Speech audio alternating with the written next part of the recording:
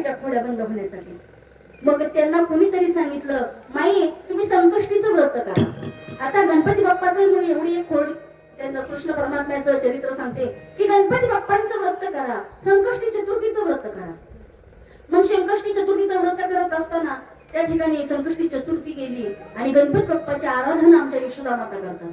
आणि यशोदा माता आराधना करत असताना मग देवांनी ठरवलं आपली आई गणपतीची पूजा करते, आता खोडी करायची नाही. भगवंताने 1 महिना कसलीही खोडी केली नाही. 1 मास देवे खोडी नाही केली. 1 महिना पूर्ण कसलीच खोडी केली नाही, अगदी शांत बळासाठी. मग आमच्या यशोदा मातेला वाटलं आपल्याला चतुर्थीचा फरक पडला. आपल्यालाही असं वाटतं की नाही, एखादं व्रत केलं आणि आपल्याला जर मनासारखं झाल्यासारखं वाटतं, आपल्याला वाटतं की देव पावला, बरोबर आहे.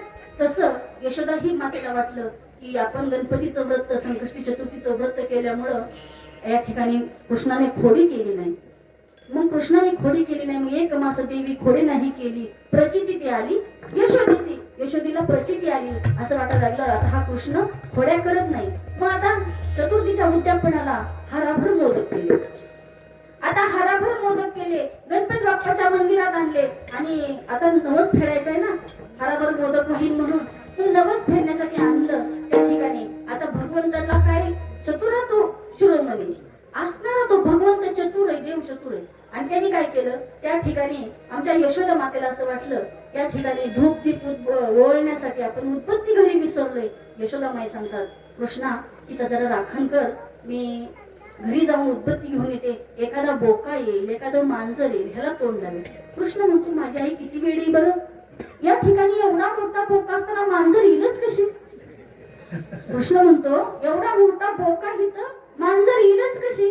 मग आई जाते उदबत्ती आणण्यासाठी. तेवढ्या वेळात कृष्णाने काय केलं, सगळे मोदक खाल्ले आणि 1 मोदक गणपती बाप्पाच्या तोंडाला लावून ठेवला. आणि आई आली, आई आल्यानंतर पाहिलं म्हणजे अरे कृष्णा मोदक कुठे गेले, तुला सांगितलं होतं ना राखण कर म्हणून. अगं आई मी राखण करत होतो, पण एक मोठ्या ढेरीचा बाबा आला, उंदरावर बसून आला होता आणि त्यांनी ते सगळे मोदक खाल्ले. आई अगं त्याने सगळे मोदक खाल्ले ग, 1 मला दे म्हटलं तरी त्याने नाही दिला. आईलाही खरं वाटलं की हो, कारण देवाच्या तोंडाला 1 मोदक चिपटून ठेवला होता ना. आईलाही वाटलं बघा त्याने मोदक खाल्ले. तिने परत पुढच्या महिन्यात तेवढेच मोदक केले आणि तेवढे मोदक करून गणपतीच्या देवळात आणले. असंच पुढेही त्या भगवंताने लीला केली. आणि त्यावेळेस तर मात्र कृष्ण परमात्म्याने काय केलं, सगळे मोदक खाल्ले ती खाल्ले आणि काय केलं गणपती बाप्पाला सुद्धा खाऊन टाकलं. कृष्ण परमात्म्याने काय केलं, सगळे मोदक खाल्ले आणि गणपती बाप्पालाच खाऊन टाकलं. आणि त्या ठिकाणी आई आली आणि आईने विचारलं की अरे या ठिकाणी मी हराभर मोदक आणून ठेवले होते आणि ते मोदक कुठे गेले. तर मोदक गेले ती गेले आणि देव कुठे. देवापाशी पुसे देव काय झाला, हसे आले बोला याचे हरी. म्हणजे देवालाच विचारते देव कुठे गेला.